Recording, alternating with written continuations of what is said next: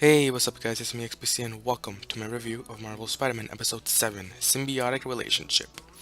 In this episode, when Spider-Man uses his new black suit, he discovers that there is great danger in this new power, and he must find a way to destroy his costume before it destroys him. So without further ado, let's get right into it. The episode opens with several thugs in Spider-Man masks robbing a bank. The thugs are about to get away, but Spider-Man manages to intervene armed with his new black costume. He easily sweeps the thugs and chalks up another win on his board. Now while he's doing this, he thinks about why he should even bother counting his wins. This means his personality is changing because of the black suit. Peter then gets an alert that an AIM agent is breaking into a facility, so he decides to stop the AIM agent. One of the benefits of a more Marvel Universe inspired Spider-Man show is that you can have Spidey take on foes that he usually doesn't take on at all, along with his, classic rogues like AIM. Because, AIM is more centered towards the Iron Man and stuff, and like his story. So during the fight, Spider-Man starts to grow a bit of an ego, which is not how Spider-Man does his crime fighting at all. So you can see the effects of the symbiote are showing in bits and pieces throughout the entire episode. Also, the fighting, it's pretty well done. Also, you can see the black suit is making Peter more faster and stronger. Now, once that fight is over, Peter then spots Vulture and goes to take him out. But he was actually bailed out by none other than Norman Osborn, who offered Adrian Toomes, aka the Vulture, a position at Osborn Academy. Okay, so he was bailed out, but why are you roaming around in your Vulture costume? That is why Spider-Man went after you. I don't see the point of getting in the costume. But anyway, later in the episode, Peter and Harry meet in the cafe, and Peter, is acting very strange. He's acting very goofy, overconfident. He's trying very, very hard to be, cool. The idea that a dork like Peter would try to act cool is this, as the suit is controlling him, doesn't really bother me.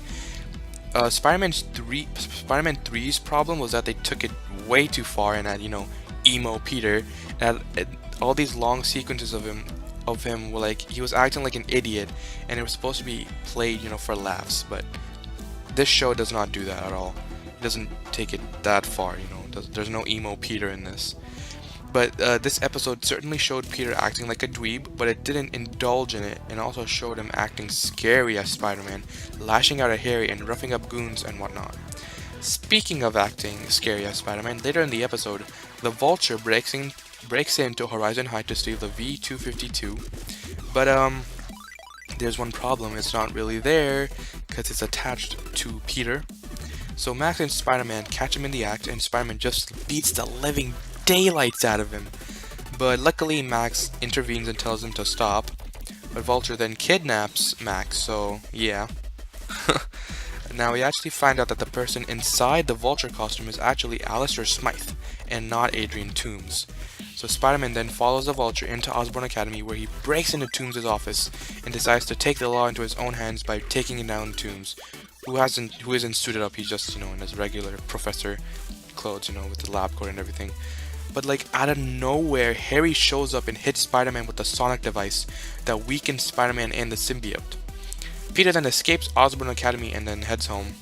But then, once he heads home, he lashes out at Aunt May. Then he realizes that this symbiote is dangerous and decides to take it off, which is easier said than done, as the symbiote wrestles with Peter across the streets of New York, which was pretty cool. But then Vulture out of nowhere captures Spider-Man and takes him to Osborn Academy, where we see Norman Osborn and two Vultures ready to take down Spider-Man and take the V-252 from him.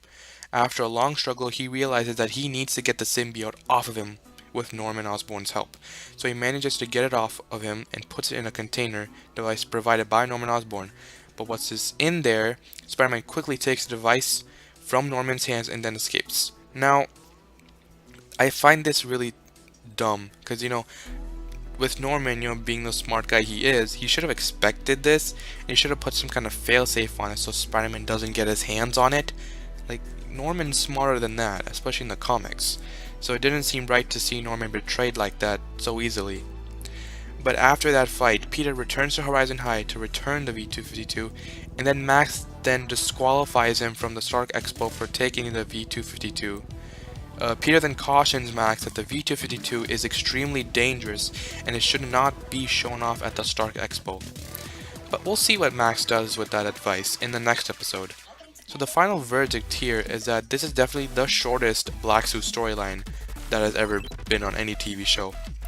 Spider-Man only gets a symbiote in the last 6 minutes of the previous episode, Sandman, and midway here, he already realizes that he needs to take it off. And I know the storyline continues into the next episode, but it feels like they should have, fleshed things out a little bit more, made him use the Spider-Man costume a little bit longer, as previous cartoons have.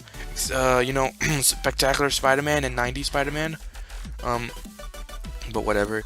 Alistair Smythe becoming another Vulture was a pretty interesting twist, although, two Vultures, whatever. But it was a pretty surprising seeing him take up the armor.